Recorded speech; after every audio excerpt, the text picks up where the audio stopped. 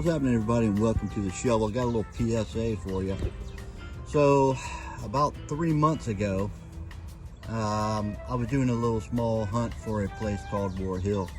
A lot of history in the area, a lot of pre-rev stuff, Indians, that kind of thing. And a fella had given me a map, a very good guy. Shout out, you know who you are. And this thing overlaid perfectly on the Google. I was able to follow 4 or 5 tracts of land that actually put me on the sites that this particular map this guy had drawn, hand drawn, put together was precisely to scale. It's crazy. You don't see that often in those kind of situations, so it was pretty cool. But it put me dead on what we call War Hill. Hugo was with me, and we went out and we actually found this place, and it was very small, a little bit of brick, still to be investigated.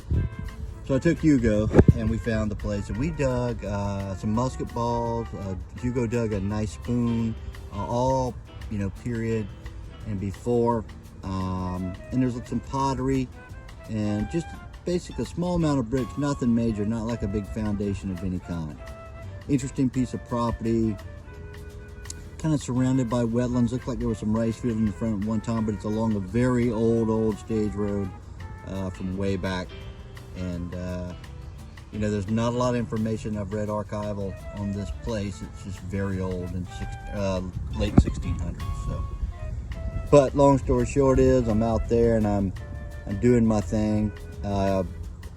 We left to go eat some lunch. You had some things to do, so I went back and went in for a little while, and I did find a sword hanger, a few other cool items.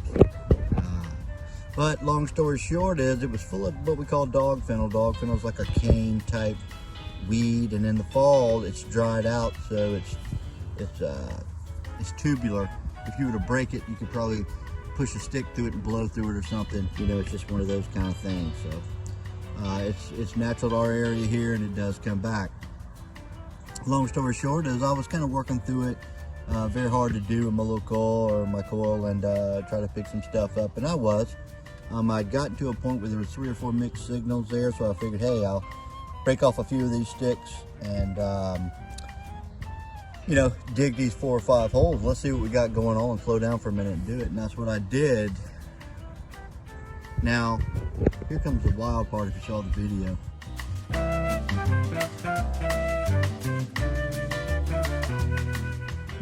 So I broke the sticks off, went to jam my shovel down, and I jammed the shovel in the ground right beside the stick I broke off, and the end of that stick went into my palm and it broke off. So it's all on film. You can hear me go ouch, and then I look at it and I tried to actually push on a little bit, see if I could get the end to come out. Maybe I could remove it, but it was far deeper than I ever thought, and that wasn't going to happen anyway. So I drove myself to the emergency room, and they numbed me up and proceeded to hemostatically pull these pieces of this stick out. So I left there with some instructions to let it, put in some hot water, let it drain. Probably a few little splinters in there, it's gonna have to work themselves out. 2 months later, I still got a kind of couple bumps there, and it's still draining. Went to a hand doctor. Coming to find out, there's a stick about this long still in there, and it was way down in there, like close to nerves and arteries and things. So you know what happens next. You gotta have surgery. Well, not only did I have that in there, it was a little bit infected. He cleaned everything out, and had to remove half a fingernail, and had some downtime there. This is 2 months after the accident. So I had it done about 2 weeks ago. I went today and got my bandages, little cast thing taken off, and it looks pretty good. I'm gonna warn you, part of it does not. Now, you can see that's where the incision was and where the stick went up in there. And then this is where they took half the nail. But you know, I had no pain of any kind at all with the stick here. I couldn't even feel it. There were some bumps there, but I could not tell that's how deep it was. Could have been dangerous. Again, PSA, man, be careful out there. I took my glove off to make a film, and I dug a 12th Georgia.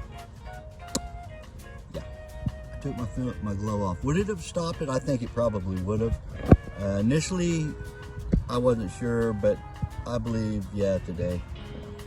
Yeah. But be careful out there, whatever you do. You hear me talk about snakes and poison plants, bees, and stuff like that. You don't hear too much about somebody poking sticks in their appendages digging. So be careful out there, guys. Have fun. Be safe above all. Always know your surroundings. It can go a long way and get you a lot more relics too. Appreciate it, man. We'll see you later.